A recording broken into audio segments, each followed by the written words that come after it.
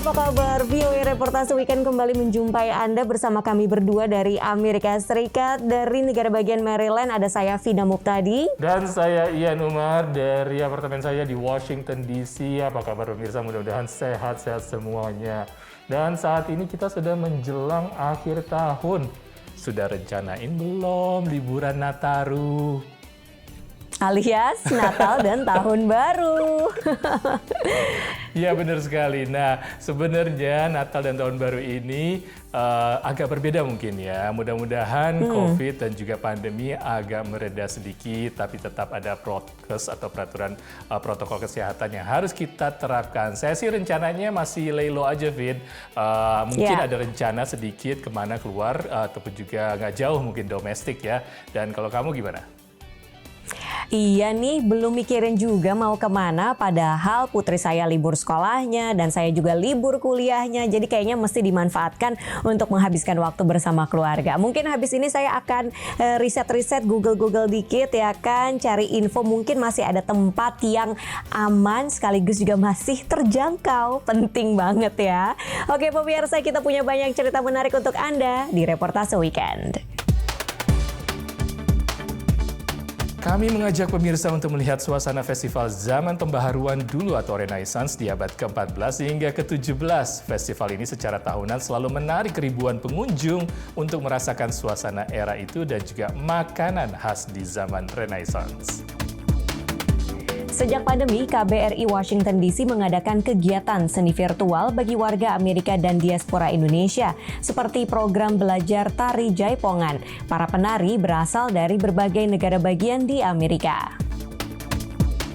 Bicara soal seni bela diri asal Indonesia, pencak silat mungkin langsung terbayang di benak Anda.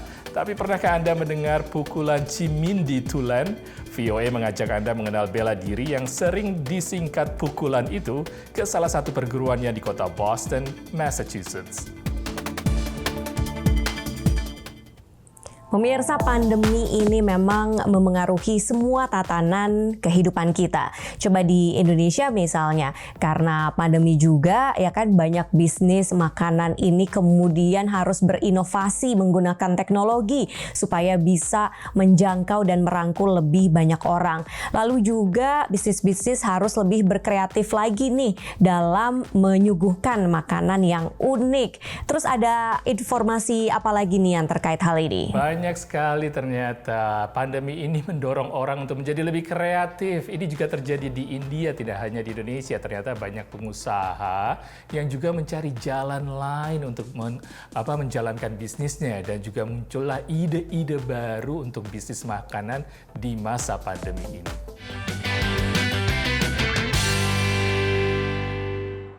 Pabrik coklat ini dibuka di sebuah kafe pada bulan November di New Delhi saat banyak restoran tutup karena dampak pandemi COVID. Mantan bankir Sheetal Saxena melanjutkan rencananya untuk menampilkan proses pembuatan coklat. Ini menjadi yang pertama di New Delhi sehingga menarik banyak pengunjung. They want to see what's happening upstairs. They want to know about chocolates. They're interested in the tours. A lot of people are interested in chocolate making workshops. So the inquisitive level is very, very high. Saat makanan menjadi pelipur lara bagi banyak orang selama pandemi, muncul ide-ide bisnis yang menarik dan unik. Ketika pandemi gelombang kedua menghantam India, Sunil Bhatia mulai membuat hidangan vegetarian yang dimasak tanpa bumbu khas India seperti bambang bombay, bawang putih atau rempah-rempah keras. Pelatih lepas di perusahaan ini mendapatkan permintaan besar untuk makanan satvik yang dianjurkan dalam sistem pengobatan Ayurveda kuno India. I was getting up at 4 in the morning and I was sending more than 50 plates, 60 plates a day, and that included breakfast, lunch and dinner. And my utensils were small. I could not make so much food in that. So I had to online, order for huge cookers. Dengan fokus baru pada kesehatan, Satvika kini menjadi usaha rumahan yang sukses. Sementara Shivan Gupta melihat peluang saat PPKM dan ia membuka toko kue Prancis secara daring untuk menggait pasar kelas atas India. I thought what better time than the pandemic, because while we were all locked up and we had pretty much a global lockdown, and you're limited to your city, and this is usually a time you travel. So what could be a more better time than to savor the flavor that you were getting sitting in the comfort of your home. Bahkan ketika restoran mem-PHK staf mereka, bisnis semacam ini membuka jalan bagi sejumlah orang seperti Maxime Montai yang meninggalkan pekerjaannya di sebuah perusahaan Prancis di India untuk bermitra dengan Gupta. Menurut Maxime, ini adalah kesempatan untuk melakukan pekerjaannya yang ditekuni keluarganya selama beberapa generasi di Prancis. Good thing to refocus on my roots, for instance, where I come from, my family background, which is bakery and pastry. Sementara pabrik coklat Saxena dijalankan oleh tim yang semuanya perempuan. That was also my ode to the women entrepreneurship and contributing a bit in women equality. Covid की वजह से वो बहुत लोगों का तो चला गया पर मिल गया तो बहुत अच्छा लगा. Usaha makanan juga memberi dukungan bagi kota New Delhi, tempat puluhan ribu orang jatuh sakit akibat COVID pada pertengahan tahun ini.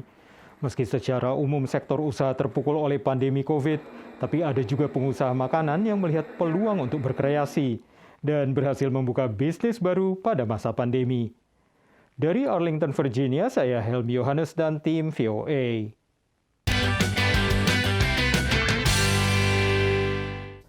Siapa sangka ya, memang kita di tengah kesulitan bisa juga melihat yang namanya harapan ataupun juga peluang baru. Mudah-mudahan semuanya tetap kreatif dan memang ya sektor makanan ini terkena dampak yang cukup buruk di masa pandemi ini. Semoga mereka tetap bertahan dan tetap bisa bangkit.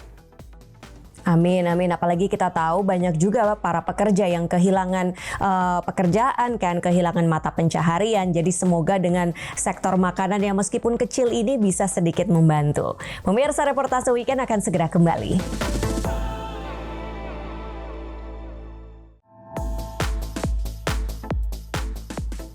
Pemirsa, Anda masih bersama reportase weekend. Seiring dengan membaiknya kondisi pandemi, perlahan di musim gugur ini di Amerika mulai ada festival-festival lagi dibuka. Dan kali ini kita mengajak pemirsa ke sebuah festival yang cukup menarik.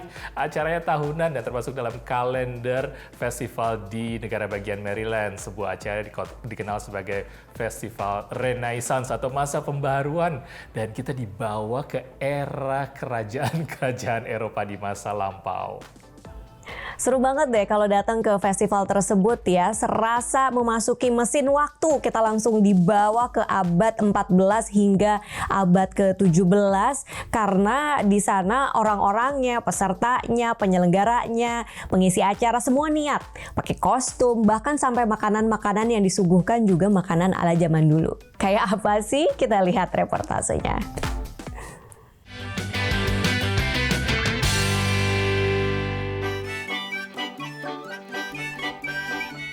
Pada kesempatan kali ini, kami ajak Anda untuk mengunjungi sebuah lokasi menarik di Annapolis, Maryland. Ini adalah Maryland Renaissance Festival, sebuah festival tahunan yang mengadaptasi suasana dari sebuah desa di Oxfordshire, Inggris bernama Village of Revel Grove.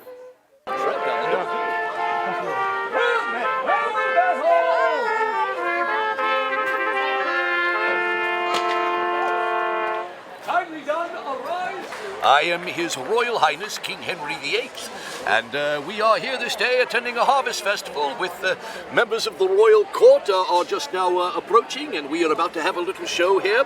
And we do this all day, every day, late August through late October on the weekends.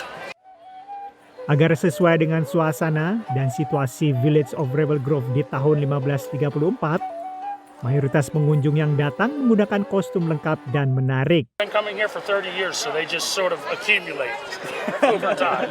I don't know where they come from, they just show up.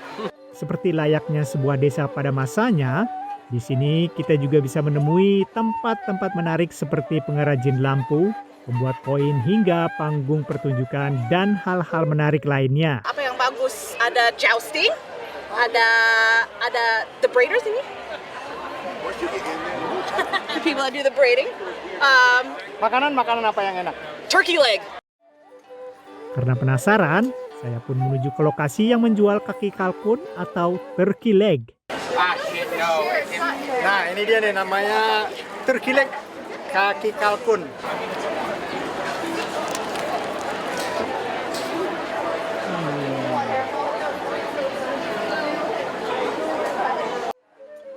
Maryland Renaissance Festival merupakan salah satu Renaissance Festival terbesar di Amerika. I've gone every year to the Michigan Renaissance Festival since I was a young child. This place is a lot bigger. There's a lot more to do. There's a lot more stages for shows. It's less backpipe. Dari Annapolis, Maryland, Ronan Zakaria dan Alam Burhanan untuk 5 Kilo VOA. Sampai jumpa.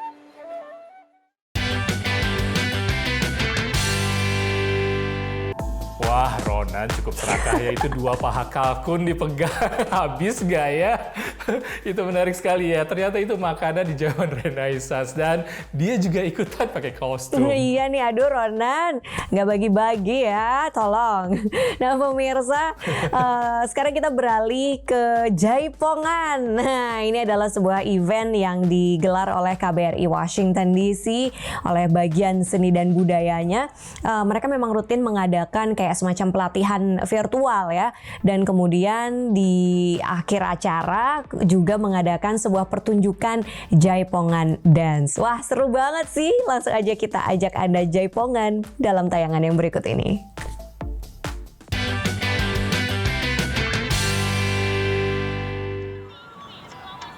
Menjadi penari adalah impian masa kecil Ratna Carey, diaspora Indonesia di Silver Spring, Maryland. Menari itu adalah cita-cita masa kecil saya, tapi sampai saat ini saya belum bisa mengabulkannya. Sehingga ketika ada tawaran dari kantor Atase Pendidikan dan Kebudayaan KBRI Washington DC untuk belajar tari Jaipongan, ia pun tak menampiknya. Tari Jaipong itu amat sangat menarik.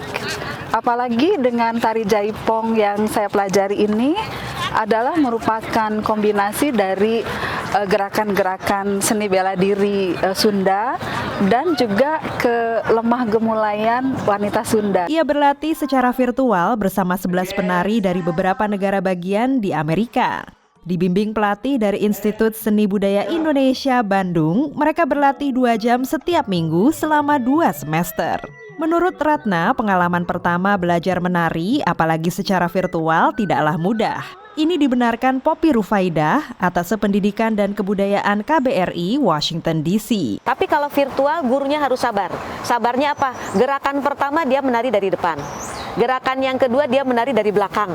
Kemudian gerakannya ini dari samping, jadi kreativitas dan inovasi penting ya di dalam pelaksanaan kelas virtual ini. Bagi penari lain yang sudah pernah belajar tari Sunda atau tari lainnya, Jaipongan dianggap amat dinamis.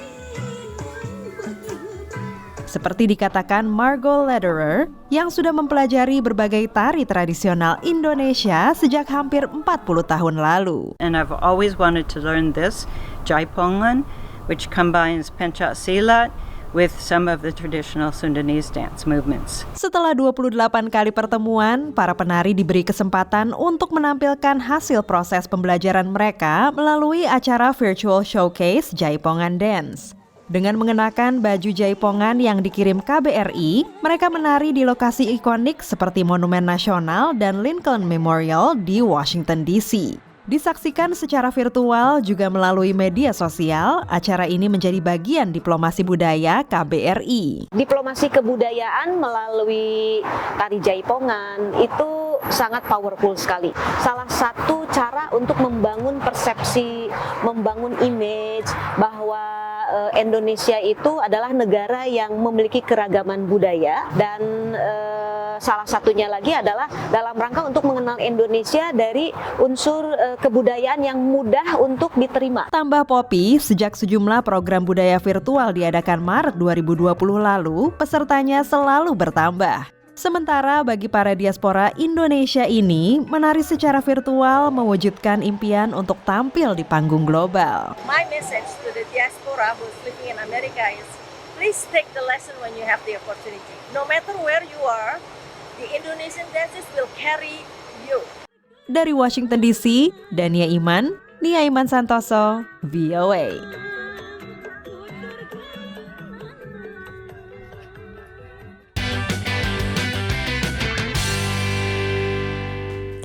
Jaipongan itu susah loh, bisa dilihat tadi ya, tapi para peserta sangat semangat dengan semangat yang menggebu-gebu memberikan suguhan yang sangat menarik meskipun secara virtual. Bahkan pesertanya juga warga Amerika bisa lentur nari jaipongan. Dan setelah ini kita juga akan bertemu dengan seorang warga Amerika yang juga jago di cabang bela diri pencak silat. Seperti apa? Jangan kemana-mana.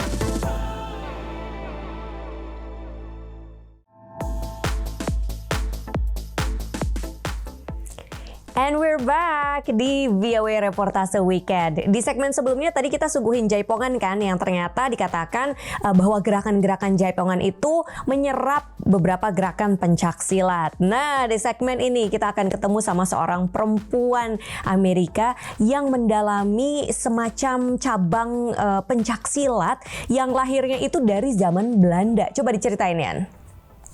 Iya, ini lama sekali loh ternyata. Ini sampai bermigrasi dari Indonesia ke Belanda, ke Amerika. Alirannya namanya pukulan Cimindi Tulen. Bayangin aja, namanya aja nama zaman dulu atau jadul. Seni bela diri ini udah didalami oleh perempuan dari Amerika ini cukup lama. Dan dia juga melatih di kota Boston di Massachusetts.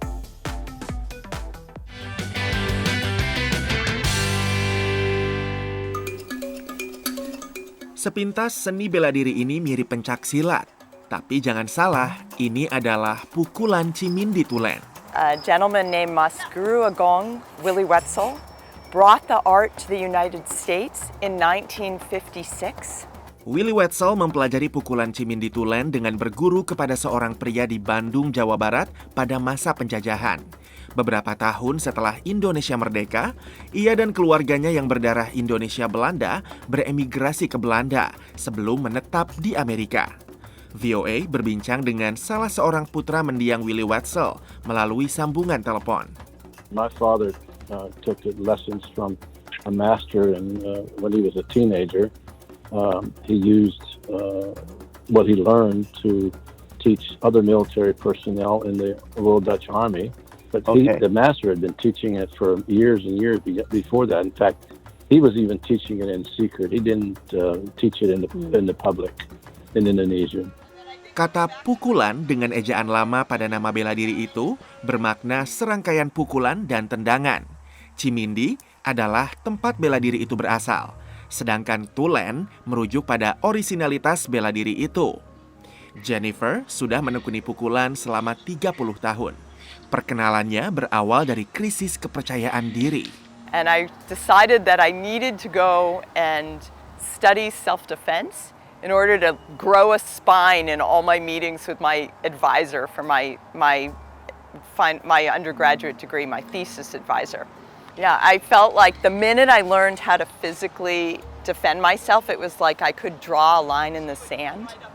And then when I was out in the world, I could be calm, confident, present, and stand up for myself, find my voice when I needed it.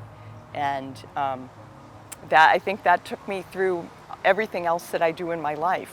Semua manfaat tadi sekaligus tradisi mewariskan ilmu mendorong Jennifer mendirikan Tulen Boston, kelas pukulan bagi semua kalangan di kota Boston, Massachusetts. And so that piece of gotong royong that we give back, and that we say in the U.S. people say it takes a village, right? To raise a child, it takes a village. That part is really powerful in this art. It doesn't go away. And I want to pass that on, that sense of shared responsibility to my students. Like we say, you're only as strong as your weakest link.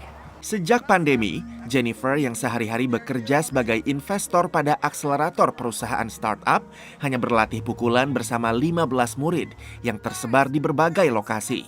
Salah satunya Amber Haskell, warga Amerika keturunan Indonesia Belanda yang mulai berlatih sejak umur 10 tahun. Kala itu, ia dan saudarinya kerap diajak sang ibu berlatih di sebuah perguruan di Oakland, California. But really the reason my mom kind of had us there is she wanted us to know more about Indonesian culture and, something back from where her family was from, and to connect to our culture in a new, different way. The goal was always to go back with my family, with my mom and my sister, Seperti Amber, Jennifer juga berharap suatu hari nanti dapat mengunjungi Indonesia dan mendalami asal-usul seni bela diri yang ia tekuni itu. Dari Boston, Massachusetts, Rifan Dwi Astono, Virginia Gunawan, Supriyono, VOA.